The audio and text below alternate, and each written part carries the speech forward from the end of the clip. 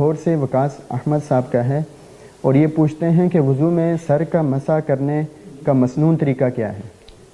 جی، میں نے اس سے پہلے بھی وضو میں سر کا مسح کرنے کا طریقہ تفصیل سے بتایا تھا اور ہاتھوں سے کر کے بتایا تھا کہ مسح کرنے کا طریقہ یہ ہے، اور وہ پرانا کلپ سن لیا جائے۔ اور اختصار کے ساتھ میں اگر عرض کروں تو یہ ہے کہ آپ اپنے ہاتھوں کو گیلا کر کے تو دونوں ہاتھ پیشانی کے بالوں پر رکھیں اور پھر ان کو پیچھے لے جائیں اور گدی تک پہنچا کر پھر اسی طرح بغیر اٹھائے آپ واپس لے کر آئیں، اور اٹھائے بغیر آپ یوں گھسیٹ کر انگلی کانوں تک لے جائیں اور اس طریقے سے کانوں کا مسح کریں اندر سے، اور اس انگوٹھے سے کانوں کے باہر کا مسح کریں۔ اور